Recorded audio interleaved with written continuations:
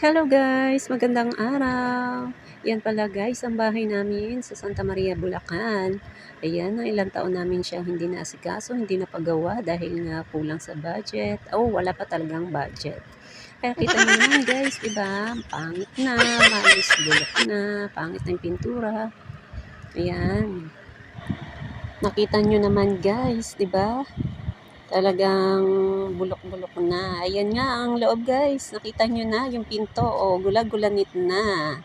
Ayan. Yung ibang mga bintana nga dyan guys ay wala na nga mga jealousy dahil pinagkukuhanan ng mga mababait tao. Hindi talaga maiiwasan yan guys. Lalo na kung wala namang nagbabantay sa ating bahay o property. Diba? Pag alam nilang walang nakabantay, ayan. Meron talagang mga mababait na tao, nangunguha na lang ng hindi sa kanila. Ayan na pala guys ang aming update sa aming bahay dito sa Santa Maria, Bulacan. Ayan siya. May gate na siya. Ayan.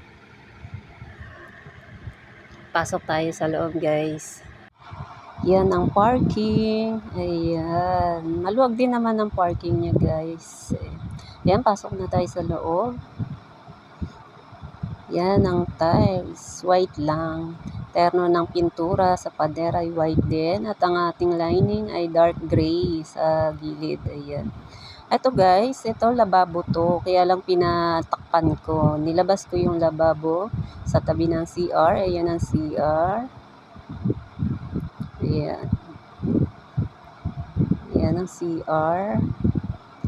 Hindi siya kalakihan, sakto lang. Ayan, sakto lang siya.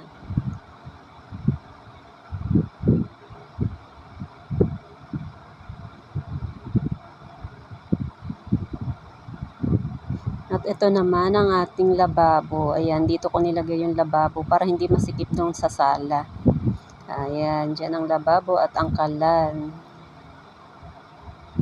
Ayan guys, wala pang laman ng bahay namin kasi katatapos nga lang siya. Ayan, akyat tayo dito sa loob, sa taas.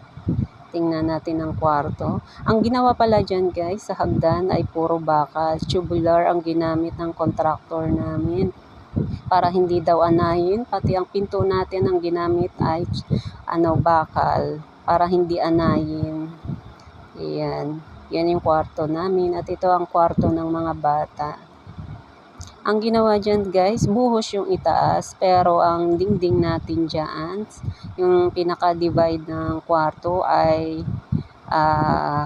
hardiplex.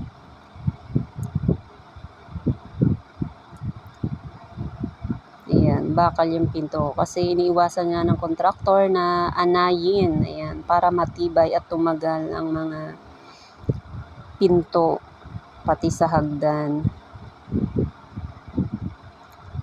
At yung ginawa niyang kisame, nilagyan niya rin ng hardiplex para hindi mahinit.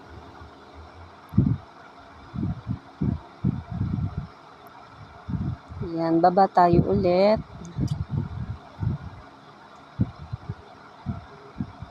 Wala talagang kahoy dyan guys.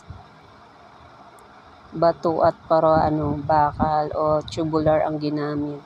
Ayan ang sala. Ayan, nagpakabit din ako ng cabinet sa may hagdan kasi sayang yung space, hindi magagamit. Ang ginamit din doon ay hardiplex, yung hindi aanayin.